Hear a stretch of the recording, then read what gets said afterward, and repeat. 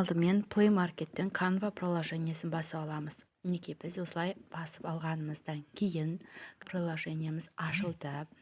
Дәл осы кезде бізде әртүрлі презентация, мобильный видеолар, неше түрлі логотиптер бәрі жазылып тұрады. Осының ішіне біз Instagram история дегенді таңдаймыз.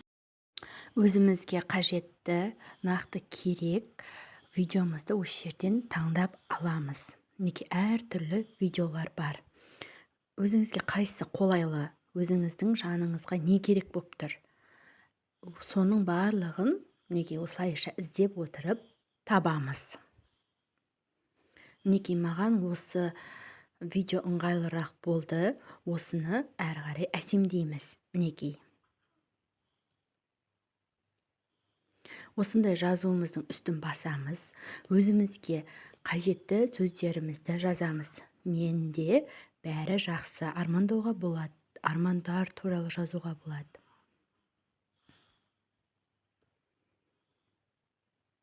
Мінекей осылайша барлықтарын жазып шығамыз.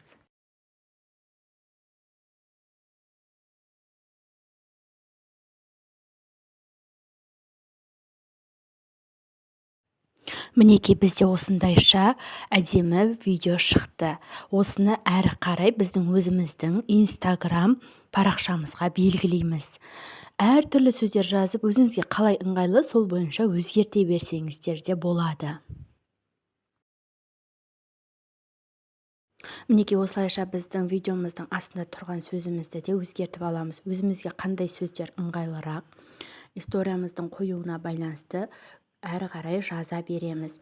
Жазған кезімізде үстінен, дәл осы жазудың үстінен басып өшіріп аламыз да, керекті сөзімізді жалғастырып жазып аламыз. Мінекей осылайша біздің жасаған видеомыз барлығы дайын. Ең алдымен көріп алам десеңіздер де болады. Дәл осылай жасап алғанымыздан кейін барлық жасаған жұмысымызды сақтаймыз. Мінекей сақтаған кезімізде бізде осындай болып дайын видеомыз шықты.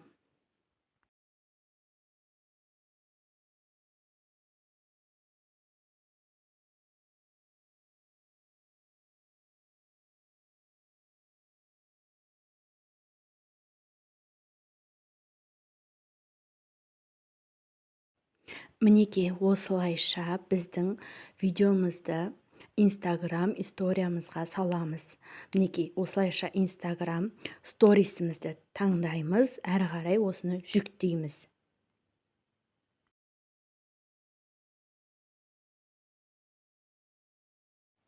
Мінекей осылайша жүктеген видеомызды өзіміздің историямыздан қайтадан тексереміз.